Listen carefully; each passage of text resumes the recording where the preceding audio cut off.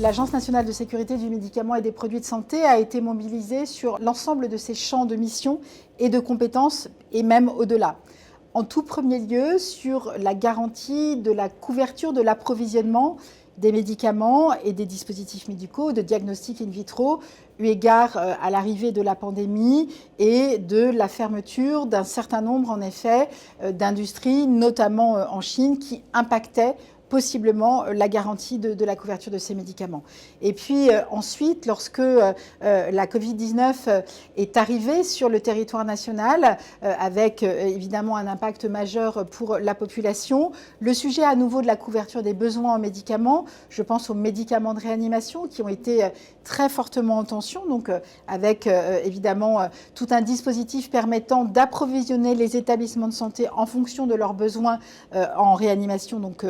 pour ces médicaments, également sur l'ensemble des dispositifs médicaux, je pense aux respirateurs, mais je pense aussi aux masques, à tout ce qui était évidemment nécessaire, et puis aux tests diagnostiques. Toute la partie approvisionnement et tout le temps, et quels que soient les médicaments, les produits de santé qui étaient nécessaires pour la population française. Ça, c'était le premier champ. Le deuxième champ majeur, c'était accompagner la recherche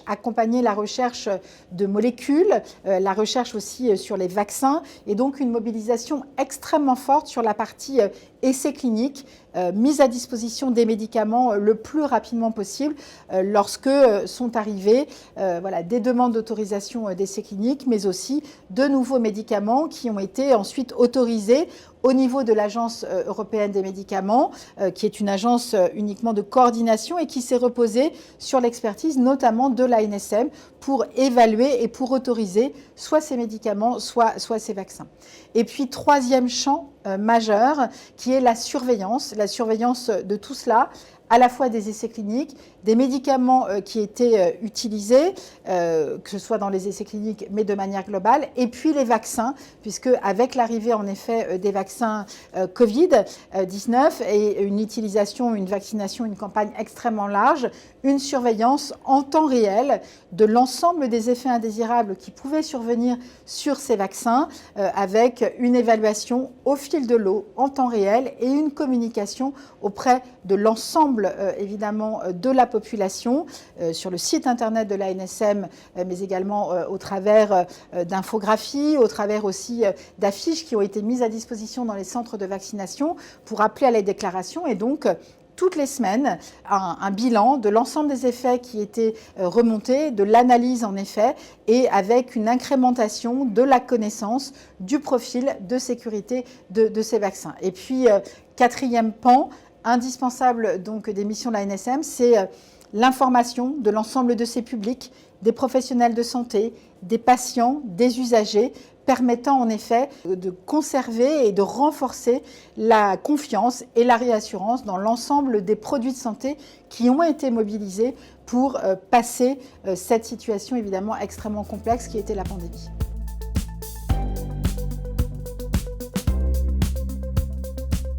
Une agence régionale de santé, elle est là et c'est aussi l'enseignement qui a été tiré avec la période de crise. Elle est là en proximité de l'ensemble des acteurs. Et ce que l'on voit et ce qui a permis aussi d'avancer pour les agences régionales de santé, et notamment l'ARS Grand Est, c'est de pouvoir être en partenariat, en action avec l'ensemble des acteurs locaux, quels qu'ils soient, évidemment les professionnels de santé, que ce soit hospitaliers, que ce soit du monde libéral, et quelles que soient les professions de santé, avec les usagers, mais également avec des partenaires indispensables, et on l'a vu sur le terrain avec le Covid, que sont les collectivités territoriales, que ce soit au niveau régional, au niveau départemental ou au niveau local,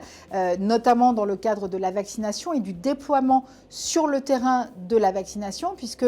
en effet, une fois que l'ANSM, au travers de l'Agence européenne, a autorisé les vaccins, qu'il y a eu la prise en charge. Après, il a fallu déployer sur le terrain, notamment des centres de vaccination, de l'aller vers aussi, je pense à des bus de la vaccination. Et donc, c'est le rôle de l'ARS de déployer en partenariat extrêmement fort et intégré, je dirais, avec l'ensemble des acteurs et des collectivités territoriales. Évidemment, les élus sont des ressources indispensables, connaissent particulièrement bien leur territoire, les professionnels de santé aussi. Et donc, ce qui fonctionne, c'est bien de monter des projets, de monter des organisations, à nouveau sur la vaccination, qui sont en prise avec le terrain, qui répondent aux besoins, au profil aussi des usagers de ce territoire. En effet, le profil des usagers ou des patients dans certains cas d'une grande ville, ça va être complètement différent lorsque vous êtes dans un territoire plus rural